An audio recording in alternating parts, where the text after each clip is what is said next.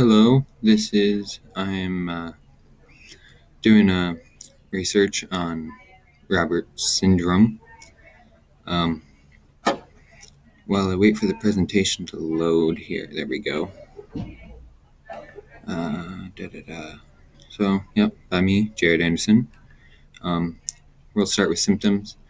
Symptoms vary widely on each person who has it.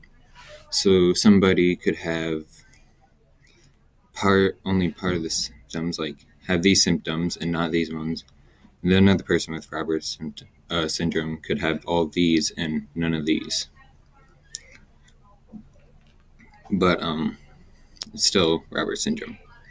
They include malformed kidneys, hydrocephalus, growth deficiencies before and after birth, intellectual disabilities, hyomelia or tetraphocomelia, joint contractures, reduced numbers of toes and fingers, syndactyly, clinodactyly, Tipilles equivengulus, microbrachiolephalange, cleft lip, cleft palate, uh, micrognathia, flattened nose with small wings, sparse silvery hair, malformed low set ears that often lack lobed, uh, craniosynostosis,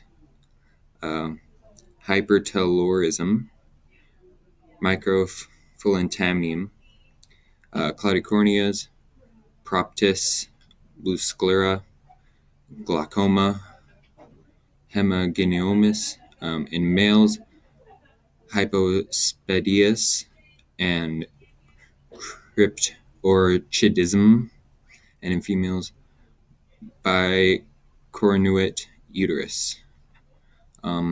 So a lot of symptoms.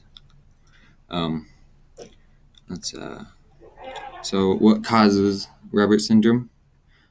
Robert syndrome is caused by disruptions or changes of the ESCO2 establishment of cohesion 1 homolog 2 gene located in the short arm of chromosome 8. Most affected individuals have premature centromere separation of various chromosomes, especially chromosomes 1, 9, and 16. A phenomenon often referred to as puffing. The centromere is the center of a chromosome located between the long and short arms of a chromosome. The characteristic puffing abnormally is apparent in mitosis, the process in which a cell divides, ultimately forming two cells identical to the original. And Robert syndrome is inherited in an autosomal recessive pattern in most families. Genetic diseases of this type are determined by two abnormal genes, and one received from the father and one from the mother. The risk of inheriting is the same for both males and females. Limitations a person might have. These are not all of them. These are just what I've produced from what I've learned, from what I've inferenced. There's a reduced likelihood of being able to drive or operate machinery, potential blindness or reduced visibility, reduced likelihood of being able to partake in physical sports or activities, reduced likelihood of obtaining a good career, reduced likelihood of passing school, potential lack of limbs or appendages, and there is a low likelihood of survival. And that's just a few that I came up with. Treatment is kind of subjective in this situation. Treatment for it is directed toward the specific symptoms that are apparent in each individual. Treatment most often requires the carefully combined efforts of a team of specialists such as pediatricians, surgeons, cardiologists, neurologists, eye specialists, and other healthcare professionals need to systematically plan an affected child's treatment. Individuals with Robert syndrome may benefit from surgery or facial and limb defects. Prosthetic devices can also reduce problems associated with missing limbs. Genetic counseling is recommended for affected individuals and their families.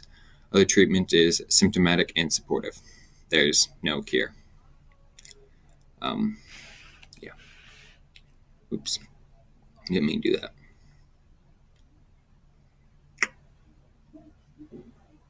Hang on, I'll show you some pictures in my sources here. Oh,